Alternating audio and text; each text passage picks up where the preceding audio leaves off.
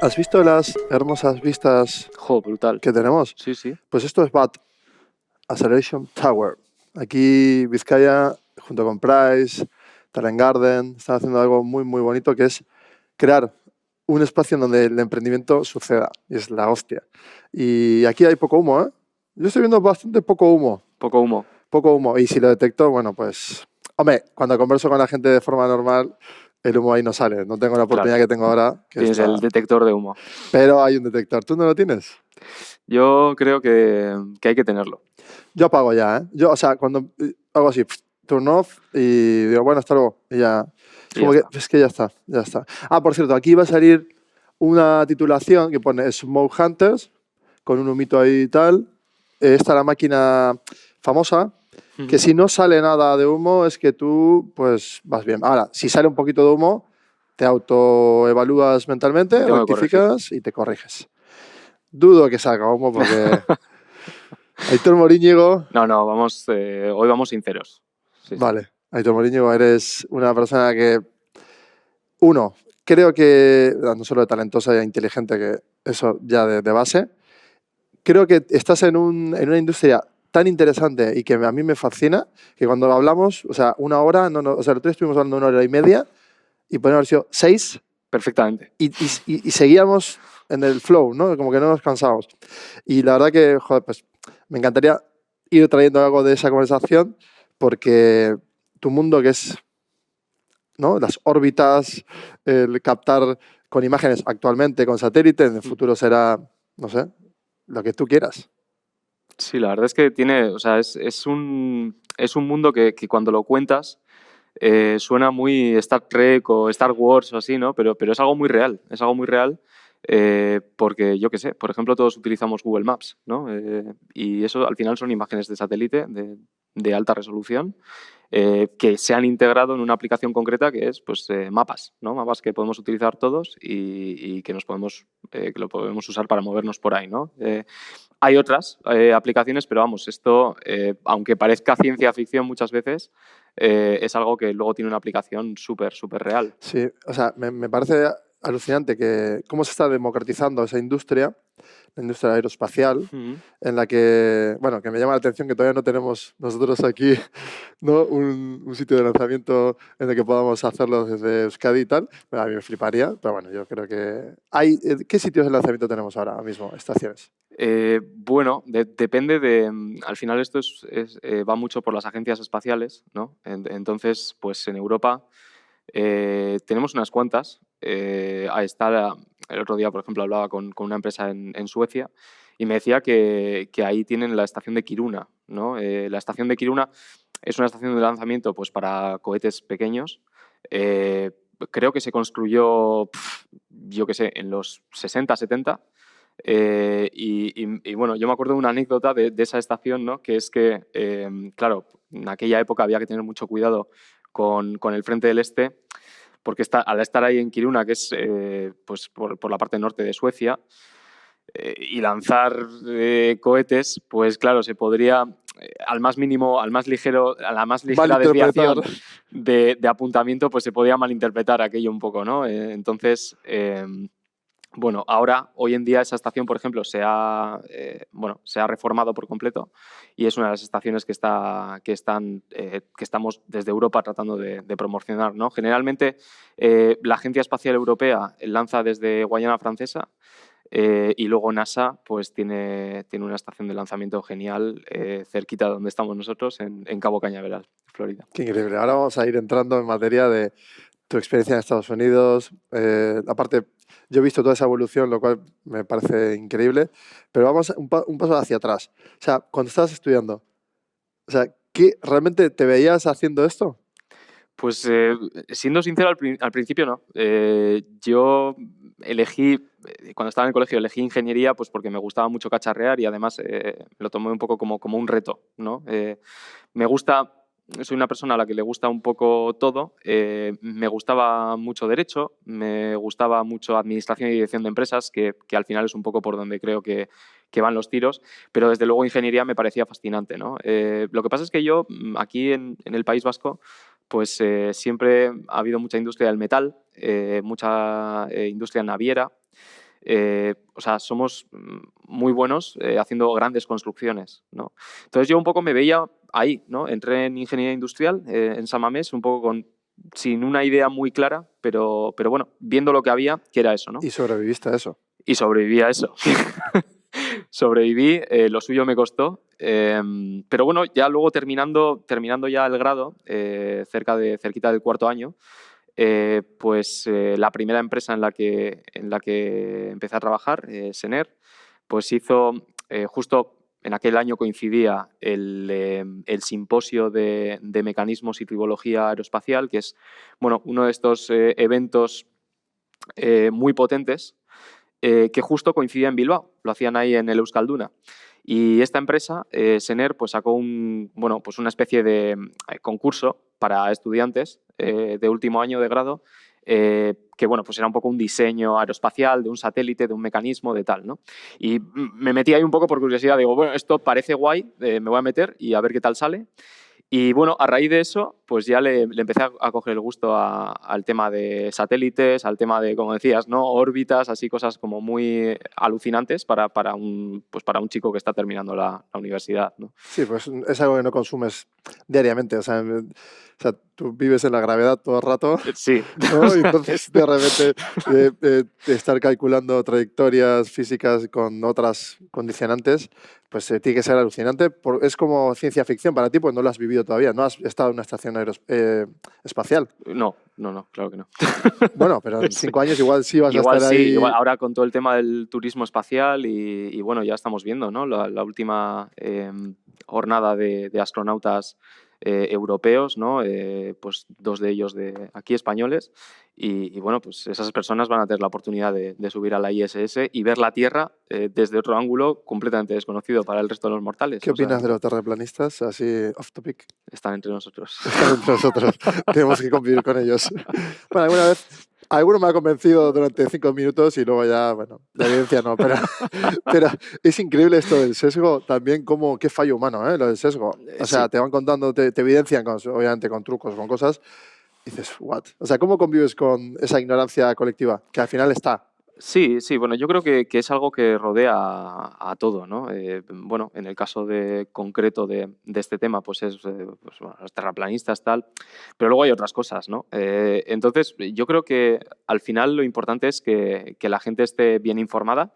Tú puedes opinar lo que quieras, ¿no? Pero creo que lo importante es, pues bueno, tener una buena base, estar bien informados y sobre todo, pues, oye, reconocer los hechos, ¿no? Pero por eso, quiero decir que hay una desinformación brutal y también hay una incultura respecto a lo que hay fuera. O sea, somos, ¿no?, como muy Total. geocentristas, Sí. pero allí fuera pasan un montón de cosas. Bueno, es otra escala. Cuéntame algo que te alucine de cuando vas evolucionando en tu aprendizaje constante. ¿Qué cosas estás viendo que dices, wow, esto no lo había ni imaginado? Bueno, o sea, por empezar por algún sitio, el hecho de que ya estemos pensando en viajes a Marte, ¿no? La Luna es algo que se hizo hace algunas décadas. Ahora vamos a volver a la Luna y parece que es algo que está ya como superadísimo, ¿no? Incluso teniendo estaciones base que orbitan alrededor de la Luna y ya, bueno, pues gente como Elon Musk que está pensando en el viaje a Marte, que tenemos que, ¿no? Según razona él, tenemos que ser seres ya no terrestres, sino interplanetarios, ¿no? Sí, es una locura. Sí, lo llama como exactamente como eso, una especie interplanetaria. Efectivamente, entonces ya en un futuro, quizá no tan lejano como pudiera parecer, pues vamos a estar... Ahora coges un autobús o coges el coche y te vas a Madrid y en el futuro pues a lo mejor te puedes ir a Marte, ¿no? Tal cual. O sea, y puedes coger un autobús autónomo. En Copenhague hay uno que, claro, es una avenida hace años ya, es como muy concreto el trayecto, pero es autónomo. Luego tienen los tranvías también autónomos.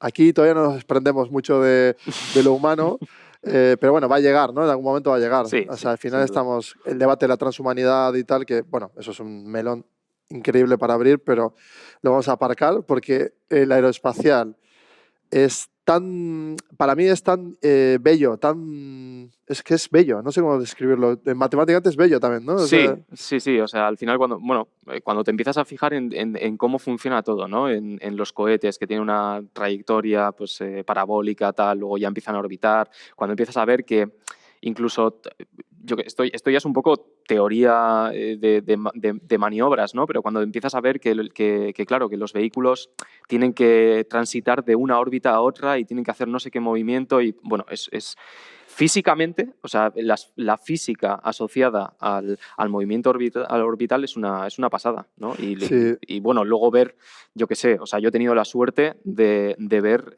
lanzamientos en directo, ¿no? es que Desde yo la quería playa, entrar ahí. que es una locura. O Lo sea, ves y ves, pues efectivamente, el desarrollo tecnológico en un cohete que está pues bueno, subiendo con un montón de satélites dentro. Y yo qué sé, o sea, es una pasada. A mí me parece claro, una pasada. ahora la revolución, o sea, la primera revolución fuerte con Elon Musk y Starlink es, no, perdón, Bueno, es SpaceX SpaceX, y luego sí, Starlink.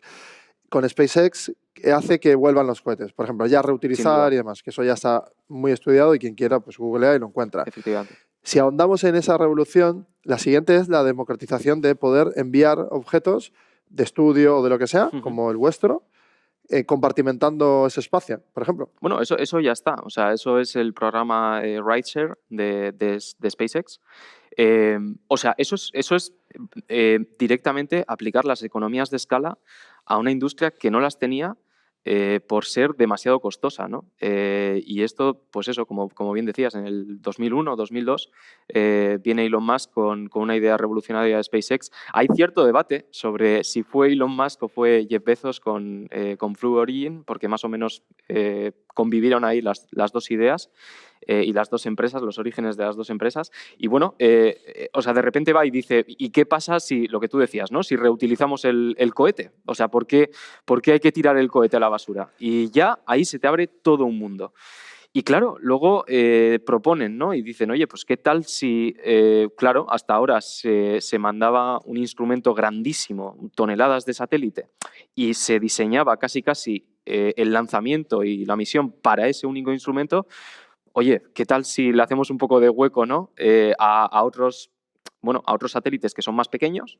Y aquí también entra en juego, obviamente, la ley de Moore y la estandarización aplicada a la tecnología satelital, que se ha hecho un estándar alrededor de los satélites y ahora son cubos, como si fuese Lego, o sea, es decir, son cubos que se van ensamblando y eso es mucho más fácil y mucho más eficiente desde el punto de vista de la masa y el volumen. Entonces, ese aprovechamiento de espacio que se gana pues hace que efectivamente lanzar tu Sí, pero satélite ahí no más es caro. decías, cómo controlas el peso, o sea, eso se estudia también, ¿no? O sea, tú cuando Sin duda. mandas, o sea, hay homologaciones o algún tipo de procedimiento en el que tu compartimento no pueda pesar tanto de tal lado, o sea, vale, Sí. Lo que pasa es que es mucho más fácil ahora porque es lo que te decía, ¿no? Se ha aplicado un estándar a los pequeños satélites.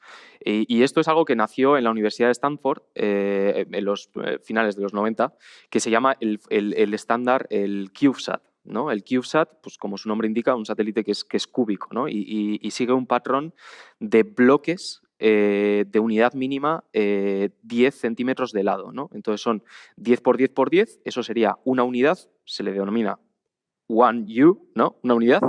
Y entonces ahí ya vas montando. Y entonces pues tienes satélites CubeSat que son 3 unidades, que son 3 cubos en línea. Y claro, si eso lo multiplicas por 2, pues ya son 6 unidades. Y tal. Entonces vas construyendo. Entonces tienes satélites 3U, 6U, pero 10U. el peso también tiene que estar distribuido de forma proporcional. Claro, el peso es, digamos, de alguna forma se ha conseguido que el peso sea más o menos proporcional al número de U's que ensamblas, Entonces ¿no? tú compartimentas, ¿por cuánto se compartimenta Eh, uno de SpaceX, por ejemplo? bueno, yo, por ejemplo, en el ¿El Dragon lanzamiento. es el vuestro? ¿Cuál? Lanzáis con Dragon. ¿Es el Dragon el que...? Bueno, justo la misión, el último lanzamiento que hemos tenido fue con Transporter 5 y bueno, pues ahí, por ejemplo, convivían 57 satélites en el, en 57. el mismo, en el mismo cohete, ¿no? Y se hace de esta forma. O sea, al final, como es un estándar cúbico, muchos de ellos, hay otros que son más grandes y ya rompen el estándar, ¿no? Y además es que son formas un poco ad hoc, ¿no? Diseños ad hoc. Pero estos que son cúbicos es muy fácil de compartimentar y se ahorra un montón de masa y un montón de volumen. Y hace que puedas compartir el espacio con más gente, con más empresas. Y luego cuando llega a órbita, claro, ahí controláis vosotros o SpaceX todavía tiene un momento en el que hace el segundo lanzamiento que es desprenderse el cohete generalmente son 3 etapas, ¿no? La primera etapa es la que se recicla, es la que aterriza sola, que es una pasada, o sea, no hemos entrado ahí, pero ya el hecho de que aterrice solo es increíble y hace diana siempre, ¿no? Y luego te quedan otras 2, ¿no? La punta es donde están todas las... porque un cohete... El 66% de un cohete es combustible. Necesitas todo ese combustible para poder lanzarlo a 500 kilómetros de altura, ¿no? Entonces, realmente todos los instrumentos están en la punta del cohete y se van liberando las etapas según vas gastando ese combustible. Entonces, ahí arriba pues es donde están todos los instrumentos, entonces eso llega a un punto en el que se abre y lo que tienes es un dispensador. Es como una matriz con todos los cubos atados, ¿no? Eso empieza a orbitar y empieza a soltarlos. Es como si... Sí, ahí ¿no? parece simple, pero en realidad... Parece simple, tiene una ingeniería y una coordinación asociadas increíbles y nos ha costado llegar ahí, pero bueno, pero es una pasada verlo. Se van soltando los satélites y ya se van quedando en órbita. Y ahí tus clientes, bueno, claro, Satlantis, ahí es cuando hace como un streaming de esto o... Bueno, el streaming te lo hace SpaceX. O sea, claro, te lo suministra. Por lanzamiento es público. Tú te puedes meter en la página de SpaceX y por cada lanzamiento te ponen un link a YouTube en directo y tú lo puedes seguir. Y es una pasada verlo. ¿Qué es Space as a Service? O sea... sí. De hecho, hay muchas empresas que ahora son SaaS, pero la S en vez de ser de software es de satellite. Entonces es Satellite as a Service, Constellation as a Service y Space as a Service. Sí. Entonces eso es un poco lo que comentábamos, ¿no? La democratización del espacio. Pero ahí hay un sinfín de oportunidades de negocio. Hay un sinfín de oportunidades. Yo creo que es un mercado todavía por explotar y por explorar y es un mercado que todavía no ha consolidado. Es decir, hay tantísimas aplicaciones, tantísimas empresas, tantísima financiación. Además, hace poco veníamos de tipos de interés cero y las SPACs fueron una pasada en el sector. Prácticamente toda la empresa que podía salía a bolsa vía SPAC. Entonces se ha inundado todo. Bueno, hubo polémica, ¿no? Hubo polémica ahí. Polémica que rodea a las propias SPACs, ¿no? Al propio instrumento. Pero bueno, a lo que voy es que tanto las aplicaciones como las empresas que entran a competir para cubrir esos nichos son inmensas. ¿Ves humo ahí? ¿Detectas que hay soluciones que igual prometen algo que no? Sí, pero bueno, es lo que ha ocurrido un poco en todos los sectores. Yo esto hago un poco el símil con las .com en su día, ¿no? Finales de los 90, comienzos de los 2000. O sea, las .com prometían un montón, ¿no? Y había muchísimas soluciones con el boom de Internet y con el boom del Internet enfocado al usuario. Y entonces ahí podías encontrar las Yahoo, las Amazon, ¿no? Pertenecen a esa época. Pero hubo muchísimas otras, el 95%, que sucumbieron a la caída, ¿no? Había mucho hype y como dice Gartner, cripto invierno, pues llega la caída, llega el declive y muchas empresas pues directamente no estaban ofreciendo una solución que el mercado valorase o la solución que ofrecía era ineficiente. Y ahí es cuando se produce la consolidación. Las empresas que sí que estaban siendo rentables y que sí que proponían una solución que se adecuaba a lo que necesitaba el mercado, el usuario final, pues aprovechaban para ir adquiriendo. Claro, mencionabas la ley de Moore es por la exponencialidad, 10x, 10x, todo el rato, hasta llegar a escalabilidad pura. Y la de Gartner es un ciclo alcista y que crece y decrece. Sí. Hasta consolidar, pero que responde también como a estímulos que no sé si, quiero decir, se cumple, en términos generales se cumple, pero hay mucha emoción no controlada, irracionales. No, por supuesto, y el ciclo pues puede ser, digamos que hay un poco, puede ser todo lo alto y todo lo ancho que pueda ser por el hecho de todos los parámetros y todos los factores que influyen, ¿no? Pero bueno, al final son 3 etapas. Y se cumplen. El hype, y se cumplen, eso es. El hype inicial, que es un poco la sobreexpectación, y por eso se llama ciclo de sobreexpectación de Gartner. El hype inicial, la caída, el abismo, ¿no? Cuando ya nos damos cuenta de que aquello que prometían pues igual no era para tanto, y luego ya un plato o una etapa consolidada de aplicaciones bien desarrolladas y bien integradas. Y ahí es ya cuando se produce la productividad, ¿no? Me acabo de dar cuenta que el dibujo es también como la de Gantt. Sí, parecida. O sea, Y me acabo de dar cuenta también que en las frecuencias bajas y altas, onda corta y larga, en realidad pasa lo mismo. Es decir, todo está relacionado. O sea, todo responde como a ese patrón. Entonces, claro que Garner ahí acierta, pero obviamente todo cómo se estrecha en el tiempo, que tú dices, ¿no? Hacia los lados es el factor ahí tiempo. Eso es. Y luego, bueno, estamos viendo, ¿no? Comportamientos irracionales de mercado con Meta, luego comportamientos irracionales de mercado con cripto, en el cual estamos metidos y disfrutando y también padeciendo, pero claro, tú dices, esas promesas se van a cumplir, pasa que no como esperamos psicológicamente, porque al final el usuario dice, no, una aplicación web, vale, ¿cuánto te ha llevado a hacer esto? No, 3 años. A ver, ¿cómo 3 años? Si yo son 4 botones. Ya, tú has entendido que dispensar esos satélites que te parece que es un bracito o que simplemente es un bot que abre y se van y ya está. Y dices, tú, la ingeniería que hay. Sí. Y luego es eso. Yo lo que veo es mucho hype, sobre todo en la parte, porque bueno, nosotros en el espacio diferenciamos en toda la cadena de valor, pues 2, o depende de con quién hables, 2 o 3 etapas, ¿no? Está la etapa hardware, que es, pues bueno, tenemos que construir todos los satélites, tenemos que construir todos los cohetes, tenemos que construir todas las estaciones en tierra y todo lo necesario, toda la infraestructura hardware necesaria para luego desarrollar las aplicaciones. Eso lo llamamos upstream, y luego el downstream es las aplicaciones que desarrollas, el software que va detrás, o sea, es decir, esa imagen que yo tomo con mi satélite, ¿qué me permite hacer o para qué la necesito? Pues la necesito para Google Maps, o la necesito para monitorizar emisiones de CO2 o lo que sea. Esa es yo ahí veo mucho hype, mucho más que en la parte inicial. ¿Por qué? Pues porque se necesita bastante más capital para desarrollar hardware que para desarrollar software, ¿no? Claro, porque lo vuestro en realidad es una cámara en un satélite, lo mismo que una cámara en un dron. Nada más que sí, al no estar, o sea, no lucha contra la fricción ni los factores medioambientales aquí dentro de la Tierra, sino por fuera, pues tiene más libertad. Que tiene unos factores bastante más... ¿Qué factores tiene, por ejemplo? Que eso es... Bueno, pues una de las cosas más difíciles de controlar es las temperaturas, ¿no? La diferencia de temperaturas que puedes tener entre un lado del satélite y otro, porque tenemos que tener en cuenta el espacio exterior está muy frío. Pero cuando estás enfocándote hacia el sol, de repente recibes muchísimo calor. Entonces, perfectamente, un lado del satélite te puede estar por encima de 100 y otro lado a menos muchísimo, ¿no? Entonces, el hacer la gestión térmica de la estructura es complicado. Claro, sin que afecte aparte a todos los dispositivos dentro. Claro. O sea, lo que tienes que procurar es que dentro del satélite la temperatura sea más o menos estable en unos límites. Y es complicado porque hay 3 formas de transmitir o disipar calor, ¿no? La conducción, la convección y la radiación. En ausencia de aire solo te quedan 2. Entonces ya te quitan una posibilidad para disipar calor. Todo se hace por conducción y por radiación.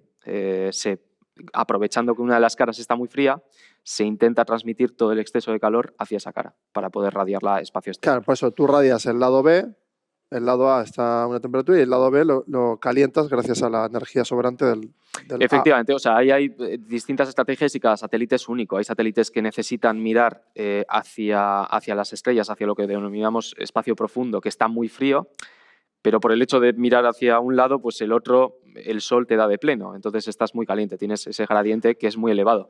Nosotros estamos mirando a tierra porque es donde tenemos que tomar las imágenes. De momento. Sí, de momento tenemos otras cosas, ¿no? Pero en la más general de las aplicaciones es mirar a tierra para sacar esas imágenes de alta resolución. ¿Qué pasa? Que la Tierra rebota mucho del calor que le viene el Sol, es lo que denominamos albedo. Entonces, bueno, es también... ¿Y eso va contra el lente? Eso va contra la lente. Claro, y de hecho, mira, nosotros aquí grabando el podcast, cuando da el sol justo en el lente, pasaba exactamente eso, se veía todo diferente. O sea, lo que capta el sensor es que va directo al sensor y genera como chiribitas, vamos a llamarlo. Sí.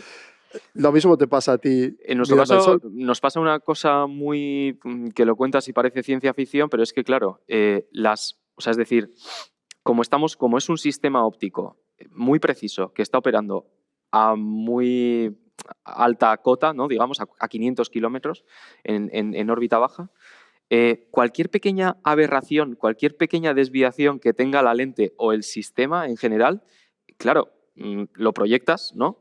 Y te da que no sacas la foto. Entonces, tenemos que tener mucho cuidado con... La óptica es muy difícil, eso es otro de los retos, ¿no? O Pero sea, claro, porque a mayor distancia, un milímetro, o sea, cualquier unidad de medida muy pequeña que se mueva efectivamente. genera una turbulencia escandalosa Es en como escala, si ¿no? yo desde aquí disparo una flecha, ¿no? Si se me va un poquito arriba el brazo, pues si esa flecha sale y llegará pues 5 plantas por encima en el edificio de enfrente, ¿no? Hay O un poco de sea, ley de Moore también en eso, ¿no? O sea, aunque no bueno, se aplica de forma igual, pero es lo mismo. eso es totalmente lineal, pero al final es Claro, como, o sea, es trayectoria. evidente, ¿no? O sea, una pequeña desviación aquí, pues cuando llegas a tierra es Tal cual. muchísimo. Sí, Hasta el punto de a que no mayor sacas distancia, la... mayor desviación. Efectivamente, efectivamente. Que, o sea, vamos, viviría hablando de esto todo el día, porque crecimos viendo a la NASA, Sí, sí, sí. películas de Spielberg. Por ejemplo, ¿tú crees en los extraterrestres? O sea, te he sacado aquí de Yo contexto creo que total, off topic, hay mucho marciano por ahí. pero vamos a hablar o sea, quiere decir, si exploras el universo, ¿no? O sea, estás mirando hacia el universo profundo y miras hacia la Tierra. La Tierra la mides, dices, ok, vale, la puedo parcelar, la parcelas, de hecho, con Google Maps, utilizas tus espectros, ¿no? O sea, geoposicionas para buscar con tus lecturas, que luego vamos a profundizar en lo que hacéis, pero si miras para el otro lado del espacio profundo, dices, Dios, ¿qué es esto? Inmenso, infinito. Y estamos aquí creyendo que estamos, ¿no? Sintiéndonos súper calmos y tal. Y somos una mota de polvo en... Entonces, eso, ¿cómo te enfrentas tú, desde tu logic racional, a esa experiencia? Pues creo que intento no pensar mucho en ello porque en cuanto... Creo que a veces viene bien, ojo, creo que a veces viene bien darte cuenta de que a ti los problemas que puedas tener aquí o la percepción de tu realidad, ¿no? Es muchísimo y para ti es, bueno, es tremendamente abrumador a veces, pero luego, efectivamente, según te vas alejando, dices, no, que es que somos la última partícula del universo y es todo muchísimo más grande de lo que somos capaces de imaginar, ¿no? Entonces yo creo que la gente que estamos un poco en este mundillo del espacio, bueno, creo que es más fácil tomar perspectiva de dónde estamos, de lo que somos Claro. y, bueno, el impacto el impacto que tenemos en el total O sea, de las cosas, ¿no? por hacer una relación aspecto de tamaño, por perspectiva, la bioingeniería es lo mismo hacia adentro. O sea, tú, Sí. ¿no? Como que tú estás en el punto humano aquí y dices, voy a mirar hacia adentro, ¡pum! Nano. Voy a mirar hacia afuera, ¡pum! Infinito. Fuck. ¿Qué está pasando? Sí. ¿Qué es esto? Pero a mí me parece sorprendente que tengamos hoy en día un desarrollo tecnológico tal que nos permita, y aquí a ver si hacer zoom hasta el nivel prácticamente molecular y luego todo lo contrario, ¿no? O sea, salirnos y salirnos y salirnos hasta que, yo que sé, que estamos mandando misiones a Júpiter y estamos ya mirando, yo que sé, las galaxias y estudiando las estrellas y, o sea, me parece una pasada que tengamos todo ese espectro, ¿no? Sí, o sea, sí, y también ir aprendiendo en el camino de... Yo veía un TikTok de un hijo corrigiendo a su padre de, no, eso es un planetoide, no tienes ni idea, ¿no? Como diciendo, claro, tío, hace 20 años, no, porque el sistema solar, y de repente cambian las reglas constantemente y es como asumir que esto va a cambiar mucho más todavía. Sí. Total, bueno, que al final es un poco la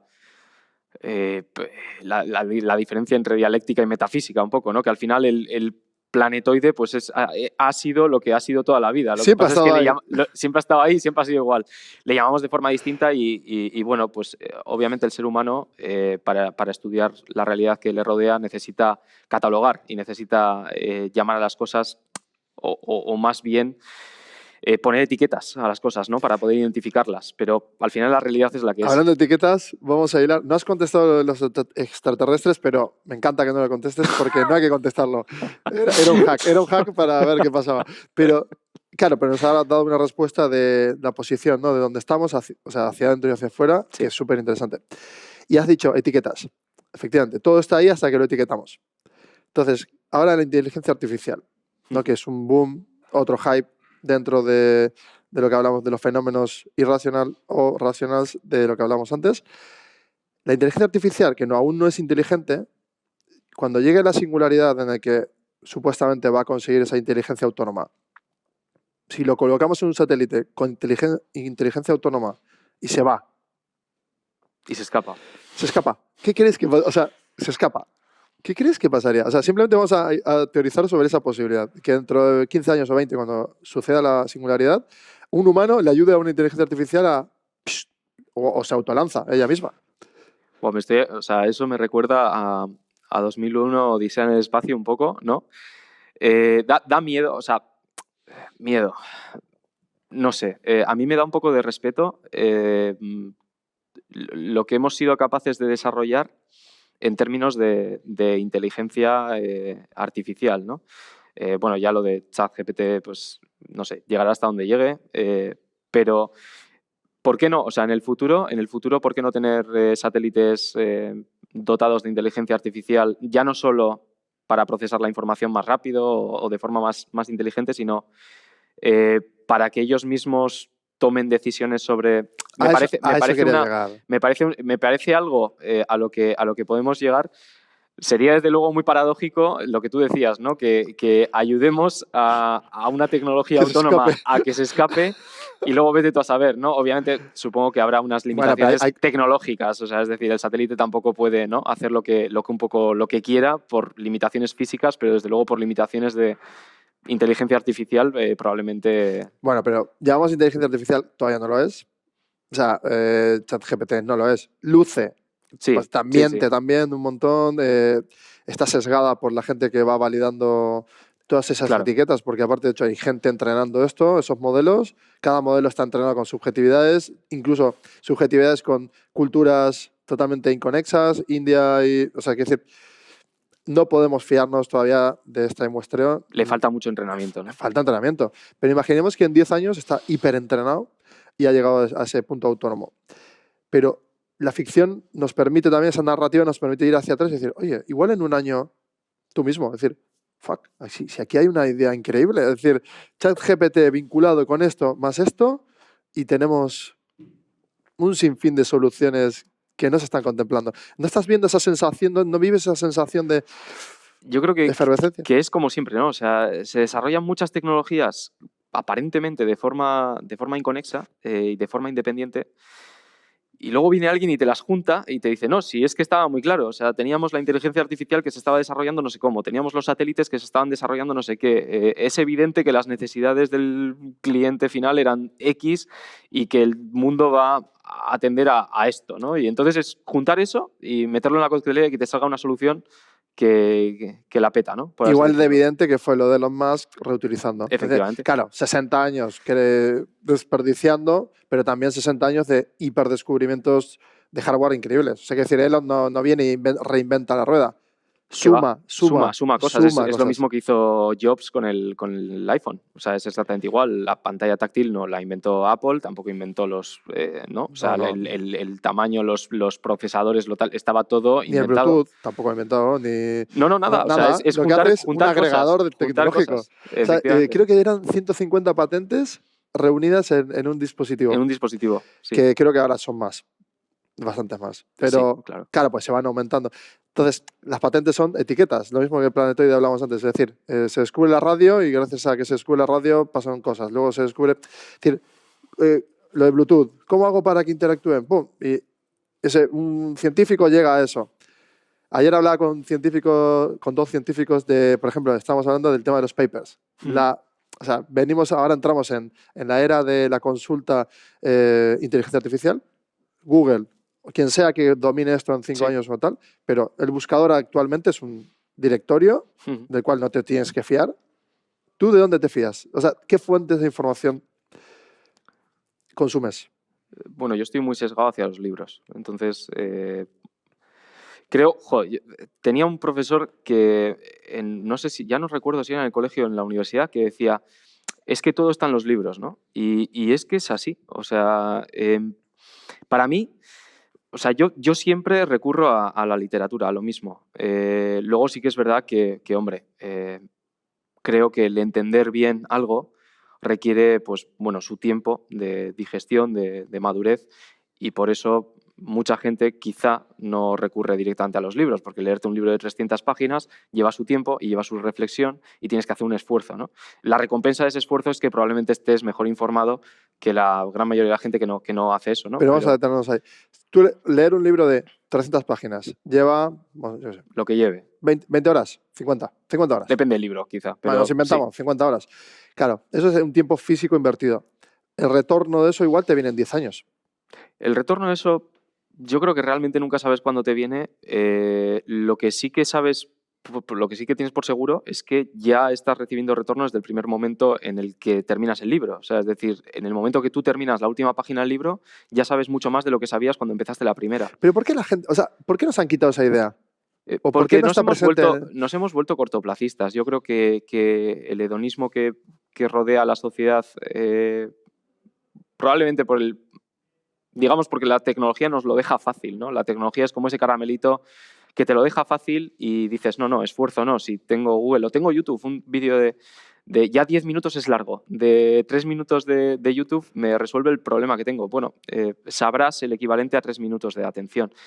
300 páginas es bastante más detallado y probablemente luego entramos ya en el debate de si el contenido que se genera hoy en día de forma totalmente libre, accesible, que a mí me parece genial. Luego entramos en el debate de si eso está contrastado de algún modo, ¿no? Porque el libro está claro que, bueno, que el libro es el libro, pero... Claro, pero ayer hablamos de evidencia, ¿no? En el mundo del académico, o sea, existe, ¿no? Evidencia. Tú una muestra de ADN la tienes que dejar en el muestreo tal, certificado, con un número. Claro. Luego otra muestra de genética, pues totalmente pormenorizada, desconectada con el otro, un tercero de confianza que valida, es decir, validadores formales, semiformales y luego ya informales. Los informales son los ya que, pues, en la sociedad, lo que Sí. recomendaciones, tal, pero por debajo siempre se regula y tal. Actualmente sí que estamos viviendo como... O sea, nadie regula la verdad en Google. O sea, yo no tengo una medición de verdad en ningún sitio, o sea, no existe. O sea, yo lo que consumo no está validado entre verdad y no verdad. Pero fíjate, eso digamos que se autorregula, porque cuantas más fuentes de información contrastas, más cerca estás de la verdad. Si solo tomas una muestra, te la juegas a que esa muestra sea verdad pero eso, o mentira. En un mundo hedonista es la secuencia. Bueno, consumo lo primero. Claro, que no, veo. por eso a eso me Y refería, encima que veo. que al final nuestros hábitos de consumo y en general la forma en la que pensamos o en la que hemos evolucionado, pues hace que prioricemos que nuestra preferencia temporal sea muy alta, ¿no? Cuando en realidad dices, bueno, si realmente quiero entender algo, le tendré que dedicar el tiempo que se merece. Y tú sacrificas tiempo en eso. Sí. O sea, tienes menos amigos que otros amigos. Seguro. Tengo menos tiempo para lo que sea, pero... Y pues eso, entonces, ¿ahí haces un equilibrio? O sea, ¿tienes como una teoría sobre esto de productividad o freestyle? Sí, bueno, intento yo, rumio mucho sobre estos temas, ¿no? Creo que tampoco es bueno aislarse. O sea, creo que obviamente... O sea, el ser humano es social y tenemos que relacionarnos y bueno, pues el estar aislado a mí no me parece bueno, al menos basado en mi experiencia, ¿no? Creo que sí que hay que tener un equilibrio entre, bueno, dedicarle unas horas a estar tú con tus ideas y a aprender y no necesariamente necesitas aislarte para aprender. Muchas veces aprendes de los demás y ahí es un poco donde se engarzan los dos mundos, ¿no? El introspectivo y la vida que tenemos en sociedad, ¿no? Pero muchas veces yo ahora mismo hablando contigo estoy aprendiendo. O sea, si no posibilitas el diálogo y si no posibilitas el vivir con otros, pues probablemente te estás perdiendo una parte importante de entender lo que es la vida. Sí, ¿no? aparte, a mí me encanta como que, por ejemplo, tu perfil, que es un perfil, ahora vamos a andar en la parte de como emprendedor, porque tú estás intraemprendiendo en Satlantis, básicamente. No sé si es oficial o no, pero yo lo considero así porque estás abriendo una delegación en Estados Unidos, te enfrentas a unas situaciones de cero, por lo tanto, vale, es o intraemprender o en el futuro es el ABC de lo que vas a tener que hacer si lo haces bien, ¿no? Entonces, básicamente es un muestreo en relación a emprender. Y creo que tienes un gen emprendedor muy potente. Y lo guay es que tú te acercas, ¿no? O sea, tú participas, buscas divulgar de una forma muy de igual a igual, explicas los procesos simplificándolos o ejemplificándolos. Yo creo que ese ratio también hay que hacerlo, ¿no? Es el ratio de social, Sí, de, sí, sí. de interacción, de divulgación también, ¿no? Total, yo creo que tú puedes, o sea, por una parte, tú puedes tener tus ideas preconcebidas o adquiridas, pues bueno, de lo que hablábamos, ¿no? De leer o de investigar o lo que sea. Pero siempre es muy bueno contrastar esas ideas con otros y muchas veces incluso buscar la parte contraria, ¿no?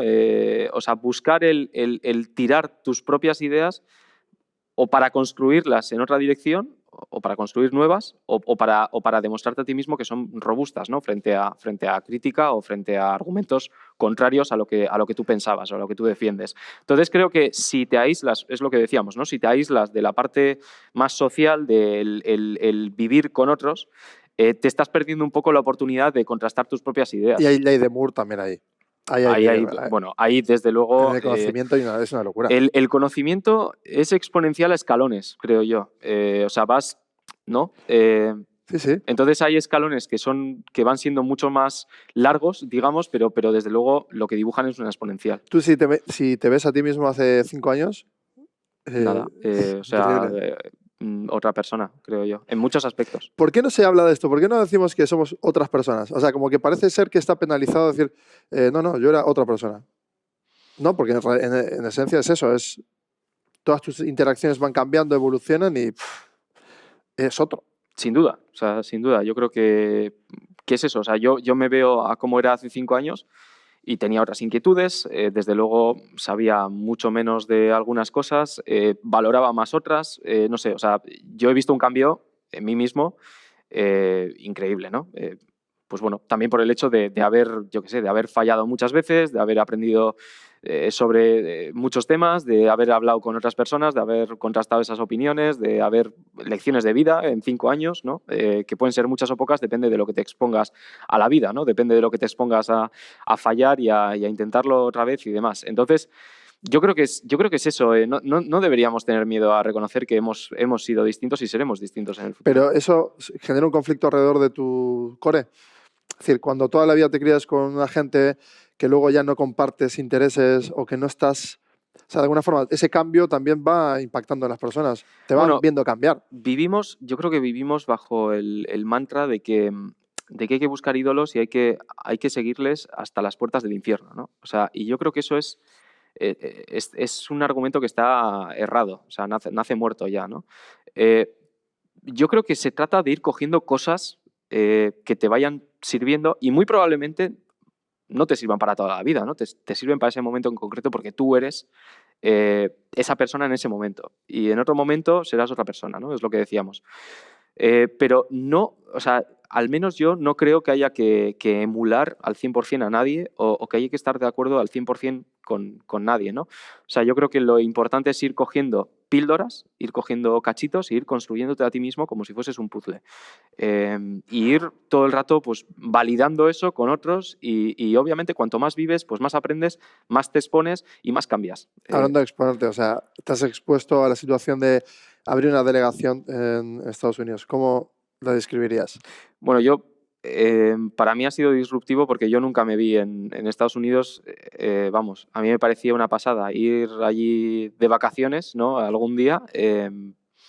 Y ya el hecho de tener que trabajar allí, el hecho de tener que, como tú decías, pues de empezar de cero un proyecto allí, bueno, no sé, me parece poco a poco vas haciendo cosas, pero me parece una pasada, ¿no? Porque hablábamos de mi yo de hace 5 años. Si a mi yo de hace 5 años le preguntas dónde te ves en 5 años, pues en la vida habría dicho que en Estados Unidos abriendo una filial.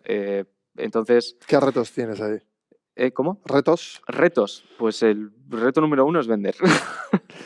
Es vender. Literal. Creo que estamos en una posición en la cual, bueno, la tecnología está desarrollada, está validada, tenemos casos de uso muy potentes y, bueno, ahora lo que hay que hacer es, tenemos clientes a este lado del charco, hay que ir a por los del otro lado del charco. Pero para allí, ¿cómo haces? ¿Cómo abres? La secuencia de 5 pasos, ¿cuál sería, por ejemplo? No creo que haya una receta. Por más que intentas construirte un proceso, un funnel, creo que para empezar, nosotros tenemos 2 unidades de negocio muy diferenciadas y probablemente cada una de ellas vaya con su propia dinámica, ¿no? Entonces, pues como cualquier persona de marketing sabe, no es lo mismo inbound que outbound, o sea, son 2 bestias. Nosotros tenemos las 2, entonces, pues bueno, para una de ellas tienes que ir tú al salir al mercado y intentar hablar con todo el mundo y posicionarte muy bien y tal, y para la otra, pues es un tema de ajustar pues bueno, tu oferta con la demanda del cliente, ¿no? Entonces yo creo que no hay una Pero, receta. ¿y en tu experiencia, por ejemplo, o sea, ¿es importante la marca en el mundo aeroespacial o es importante la tecnología? O sea, ¿qué valora el cliente ahí? Es una buena pregunta. Yo creo que en la fase en la que estamos es importante, bueno, siempre es importante la tecnología. Lo que pasa es que precisamente por ese hype del que hablábamos, hay muchas empresas, muchas startups, sobre todo, que no tienen muy claro qué es lo que quieren. Entonces yo, si me pongo, nosotros, esas 2 unidades que decíamos, ¿no? La primera de ellas es suministrar cámaras de alta resolución al mercado, que bueno, que el mercado de aeroespacial es como los coches, o sea, es decir, hay uno que ensambla el coche y compra todas las piezas del coche, compra los neumáticos, compra el motor, bueno, y tiene el chasis y lo va metiendo ahí todo, ¿no? Y luego vende el coche. Entonces, nosotros somos uno de esos tiers, ¿no? Suministramos la cámara. El satélite tiene muchas cosas, pero el corazón es la cámara. Nosotros somos como el motor del coche. Es la parte más importante, porque sin cámara no tomas fotos. O sea, el valor que aporta el satélite es precisamente eso, ¿no? Entonces, hay muchas empresas que acaban de empezar que no tienen muy claro qué cámara quieren, para qué la quieren, qué aplicaciones van a desarrollar, porque la aplicación que desarrolles condiciona por completo todo el diseño. Tú el coche no es lo mismo quererlo para ciudad que para carretera, hacer viajes largos, que para competir en circuito. O sea, dependiendo de lo que tú quieras, Ya, pero es elegirás muy el coche difícil. Claro, pero ahí, en consecuencia, ¿no? y tú eso lo construyes haciendo tu funnel. Ahí tienes una secuencia de entender el negocio. Sí, sí, claro. O sea, lo que pasa es que muchas de estas empresas te vienen y te dicen, bueno, yo quiero una cámara de alta resolución. Y ya empezamos, ¿no? Ya entramos un poco en la importancia de la tecnología. Bueno, alta resolución, ¿qué es alta resolución? ¿De cuánto, no? No, pues de una resolución de 2 metros. Ah, vale, muy bien. ¿Y con qué filtros? Es decir, ¿qué vas a monitorizar? ¿En el infrarrojo? ¿En el visible? ¿Para qué quieres eso, no? Entonces te encuentras con que, y es una de los argumentos mediante los cuales, o que a mí me hace ver que estamos en una etapa todavía muy temprana del mercado y que queda mucho camino por recorrer, es que muchas de estas empresas todavía no entienden, pues eso, si lo que quieren es un visible, un infrarrojo, cuántos metros es alta resolución para ellos. Entonces, están buscando soluciones muy baratas, muy ágiles, para algo que tampoco tienen claro lo que Claro, porque quieren hacer. de base esos metros es lo que yo puedo ver del cuadrante, yo qué sé, Eso del es. espacio. Por ejemplo, mi fábrica, Eso es. ¿no? O mis tierras. O lo que sea. ¿Y cuánto emito de gases? ¿Qué tipo de gases? Efectivamente. Y ahí tú modelizas estructuras en los datos para presentarlos en función de esa petición de negocio que tienes, ¿no? O Claro, esa lo primero que tienes que saber es la resolución, ¿no? Obviamente, si lo que quieres es monitorizar grandes cultivos perfectamente homogéneos, pues no necesitas centímetros. O sea, con 10 metros, 20 metros te vale, porque es todo igual. Entonces, tu píxel se va a ir construyendo sobre un mosaico que es prácticamente lo mismo, ¿no? Obviamente no es lo mismo eso que monitorizar coches. Pero, por ejemplo, en ese caso agricultura. Ahí que por colores puedes analizar cosas, por Claro, ejemplo. claro, y ahí es donde entramos en la segunda variable tecnológica, que hay muchas, ¿no? Pero bueno, esas son un poco digamos, las más importantes. Una vez has decidido la resolución, luego dices, bueno, ¿y en qué bandas espectrales? O sea, ¿monitorizo rojo, verde y azul o tengo que monitorizar algo más? Porque depende de luego las aplicaciones que yo vaya a desarrollar, pues necesito unos filtros o necesito otros. Entonces, claro, si a mí ya me dices que vas a hacer agricultura y dependiendo del tipo de producto de agricultura que saques, de agricultura de precisión, pues yo te diré, oye, pues mira, sí, necesitas un RGB NIR o necesitas irte al infrarrojo corto o infrarrojo cercano o lo que sea, ¿no? Pero es que hay muchas empresas que eso no lo tienen claro. Entonces, yo me encuentro hablando con muchas de esas startups que no tienen muy clara la propuesta de valor. Claro, entonces tú colocas la cámara con todos esos, digamos, esos parámetros, pero tú ya los tienes Sí, en el hardware. sí. Simplemente lo que haces es setear lo que quiere, o sea, el consumible de tu cliente. Porque si Sí, no, hay ¿no? dos partes. Y creo que estoy entendiendo tu pregunta aquí. Hay dos partes. La parte hardware no se puede tocar. Es decir, eso va por diseño. El Tesla es el Tesla, ¿no? O sea, ahí es un Tesla y no puedes pasar de un Tesla a un Fiat Panda. O sea, es el Tesla. Otra cosa es que luego por software tú el Tesla le puedas aumentar la aceleración o meterle, yo qué sé, cualquier parámetro que sea configurable por software que esté habilitado por el hardware Sí, para que subyacente, la ¿no? gente entienda, es, por ejemplo, justamente un Tesla te permite que las luces frontales Eso es. parpadeen, cambien de O color, el tono o lo que sea. tono y tal. Pues Pero lo porque el mismo, hardware está ahí. O sea, es claro, ese decir, hardware. si no le pones las luces, por más que toques el software, no hay Por luces. eso, en este caso, tu cámara tiene todos estos sensores y tú activas, vamos a decirlo, los Eso es. activas según necesidad, Eso bajo es. demanda. Eso es. Entonces ahí estaremos hablando de que si yo ya incorporo unos filtros determinados, luego es cuestión de por software en el postprocesado de las imágenes, que es como revelar las imágenes, ¿no? Pues ahí ya estaremos hablando de si yo selecciono un filtro o selecciono otro, incluso puedo sumar y restar filtros algorítmicamente para derivar productos, Pero ¿no? esa inteligencia es brutal, porque si le aplicas Claro. y modelizas un algoritmo hacia atrás de un track record de 3 años, imagínate que tú captas, Ujú. tienes información valiosísima Claro, para claro. esa agricultura de precisión que dices tú que es para justamente mejorar los cultivos, que Efectivamente, no hay más. reducir costes, aumentar eficiencia. Eso Efectivamente. es, eso es. Entonces, pero claro, tienes que tener claro que lo quieres para eso, porque si lo que quieres es una aplicación generalista, ¿no? Muchas empresas te dicen, no, yo quiero una cámara para hacer un poco de todo. Bueno, es que aquí no estamos, ¿no?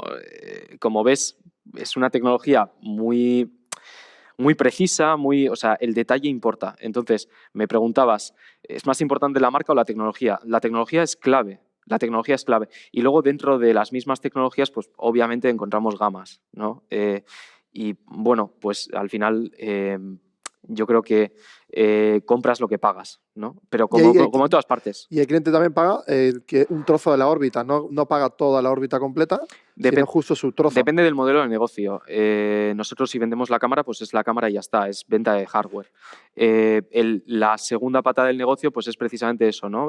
Vender una misión, operamos un satélite completo y luego pues el cliente final nos contrata pues para eso es para desarrollar esas aplicaciones de las que estamos hablando. Por ejemplo, es algo que estamos haciendo en el mundo del metano, de detectar metano desde el espacio. Entonces aquí, pues lo que son empresas del mundo de oil and gas que lo que han detectado es una necesidad de monitorizar el metano a diversas alturas, o sea, porque estas empresas ya están utilizando drones o están utilizando aviones o están utilizando sensores SCADA y tal. El satélite es una herramienta más. Entonces ahí sí estamos hablando de capacidad de órbita, ahí sí estamos hablando de apuntamiento del satélite, ahí estamos hablando de otras cosas. Cuando hablamos de cámara hardware, es hardware, ¿no? Y ya está. Y la cámara, o sea, hay momentos en que el sol la ilumina de pleno. Bueno, se maniobra el satélite para evitar que eso, o sea, Entonces tú al final vas como corrigiendo todo el rato. Sí. Y por eso todos los satélites tienen un sistema que se llama de apuntamiento y actitud, ¿no? Que al final lo que hace es, pues bueno, el satélite dentro tiene unas ruedas de reacción. Esas ruedas de reacción, una en cada eje, giran y meten inercia de forma combinada para orientar el satélite. Entonces, eso va todo comandado desde tierra por la electrónica interna del satélite. Entonces, el satélite tiene unas antenas por las cuales recibe información y transmite información, es decir, bajas las imágenes, recibes el tasking, ¿no? Los comandos, y esas ruedas de reacción van orientando el satélite.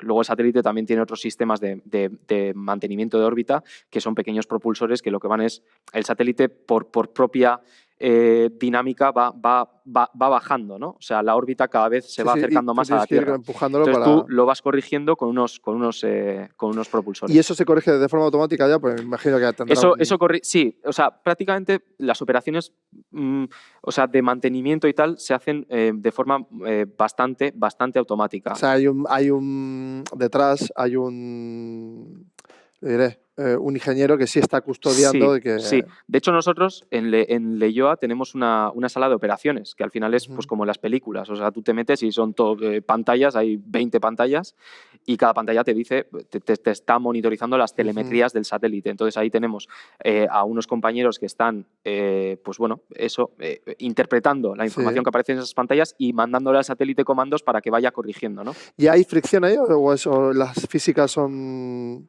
O sea, quiero decir, dentro del satélite, esas, vamos a decir, ruedas, ¿sufren fricción? ¿Hay aire ahí dentro? No. Bueno, la fricción mecánica que pueda tener cada sistema, pero bueno, eso como cualquier otro. Vamos, o sea que no está afectado. No. Ahí ya te digo, lo más importante es mantener la misma temperatura de operación dentro de unos rangos admisibles, que se hace por activa y por pasiva, ¿no? Y luego también el tema de la radiación. La radiación es importante, sobre todo cuanto más te vas alejando, y por eso se hacen componentes que son en muchas ocasiones rad-hard, ¿no? que son compatibles con la alta radiación, ¿no?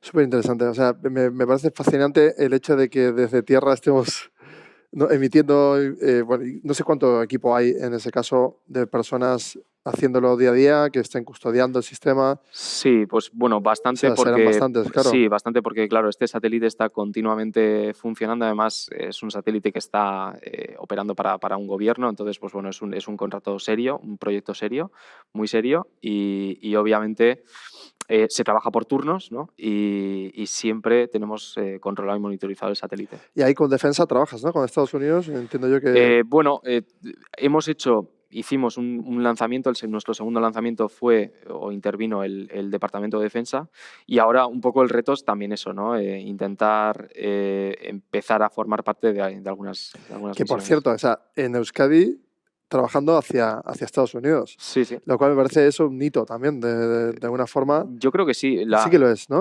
O sea, es importante. O sea, yo creo que en materia de espacio, aquí, bueno, pues estamos pocas empresas, bueno, por temas de escala también, ¿no? Pero yo creo que la industria está creciendo y es genial que cada vez surjan más iniciativas relacionadas con el espacio y, bueno, y por supuesto con otros temas. Pero en lo tocante al espacio está pasando un poco eso, ¿no? Que está creciendo mucho y hay mucho interés, y afortunadamente pues hay gente que empieza a pensar en estas cosas y emprende en esa dirección. ¿Estás viendo mucho emprendimiento nuevo? ¿O? Sí. A nivel España y a nivel internacional muchísimo. Y en Estados Unidos es una locura. ¿Has visto alguna startup que quiera gestionar basura espacial? Sí. De hecho, están saliendo tecnologías muy interesantes, con redes, bueno, y es una necesidad. O sea, afortunadamente ahí el mercado entra y hay gente con ideas muy buenas para retirar. Es que estaba viendo, hay una página de Google que tú puedes ver en tiempo real. Literal, sí. Toda la basura espacial. Y habrás visto cómo está eso, ¿no? Y está modelado en 3D. Yo también flipo con eso. No sé cómo lo tienen es tan preciso. O sea, puedes ver satélites, trozos de... Todos los lanzamientos al final están registrados. Hay bases de datos de las propias agencias espaciales y que registran cada lanzamiento. Y cada lanzamiento te dice, pues bueno, el satélite que va y la carga de pago que tiene y tal. Entonces es fácil modelizarlo tirando de bases de datos. Claro.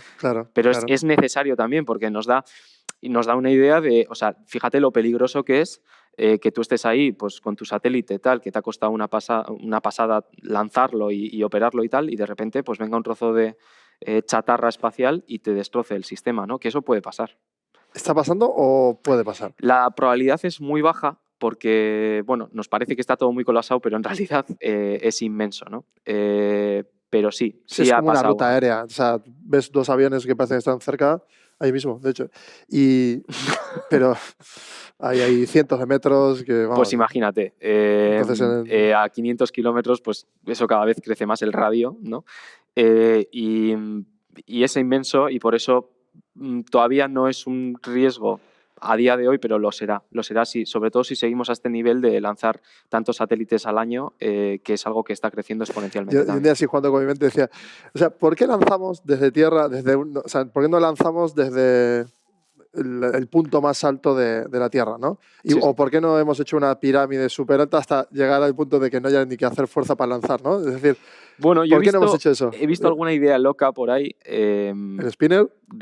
Bueno, Spin Launch es una pasada. Lo que pasa es que, ¿sabes? Al final lo que ocurre es que a esas aceleraciones, pues fuerza es masa por aceleración y la masa la sabes, y la aceleración es una locura. Entonces, claro, la fuerza que tiene que soportar esa masa, que al final es tu satélite, es insostenible. Pero bueno, no me cabe ninguna duda de que lo mejorarán. El tema que comentabas de por qué no lanzar ya a una altura determinada, pues hay empresas que están trabajando como en globos, ¿no? En ideas de globos que ascienden a una determinada altura, ya llevan el cohete integrado y bueno, pues lo lanzan ya. Pero eso ya desde una cota. Reduciría el nivel de combustible a cotas muy bajas. Sí, o sea, entiendo, claro, ese es el driver, ¿no? Claro. Hacerlo todavía más barato, que es lo importante. Sí, bueno, aquí la cuestión es la gravedad todo el rato. O sea, sí, cuanto más eso es, cerca de la gravedad cero, pues menos cuanto más te alejas, cuanto más escapas, ¿no? Sí, pues... sí. Porque no sé cuántos cientos o miles de litros de combustible hay dentro de un cohete, el Dragon, pero sí. Pues una pasada. Sobre todo cuando ves el tamaño que alcanza. Es casi todo combustible, sí. Quiere decir que sois la industria más contaminante, entre comillas. Pues no lo sé, pero... entre comillas, quiero decir, porque no lanzáis tanto. Pero si esto se sigue volviendo exponencial, obviamente el driver será un problema. Por eso, claramente. Bueno, Aitor, o sea, seguiríamos hablando mil horas, ya sabes que tú y yo podemos hacerlo.